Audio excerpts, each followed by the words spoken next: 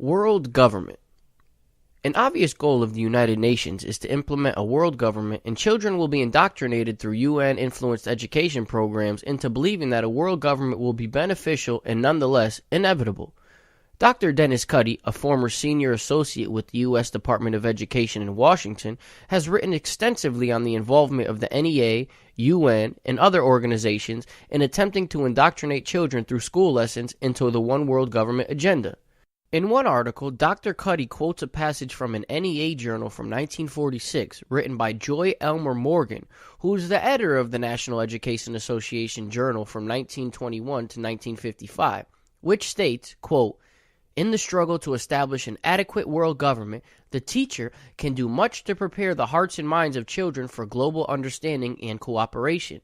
At the very top of the agencies which will assure the coming of world government must stand the school, the teacher, and the organized profession." End quote. In the book Fearful Master, A Second Look at the United Nations, published in 1964, author G. Edward Griffin quotes from Volume 5 of a UNESCO publication titled Towards World Understanding. Quote, "The kindergarten or infant school has a significant part to play in the child's education. Not only can it correct many of the errors of home training, but it can also prepare the child for membership in the world society." End quote. This one world government agenda is discussed throughout many UN documents, including the aforementioned children's edition of Agenda 21, Rescue Mission Planet Earth, where it is openly stated that, quote, "we need a new way of governing the whole planet," end quote. This world government can only come about if national sovereignty or decision-making power is replaced with the sovereignty of a world government. One of the tactics described in Agenda 21 to implement this world government is to erase traditional borders and boundaries, which will cause the democratically elected governments of those areas to cease having any control or decision-making power.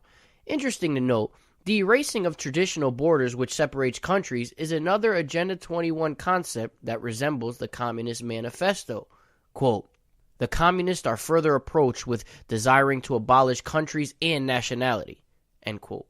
In the report from the Nairobi Forward-Looking Strategies for the Advancement of Women Conference, the goal of global governance is described as, quote, "the establishment of a new international economic order," end quote, which, according to the report, is to be founded on equity, sovereign equality, interdependence, and common interest.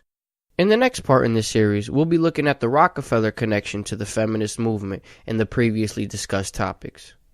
Thank you for listening. Subscribe to the channel and watch the related videos.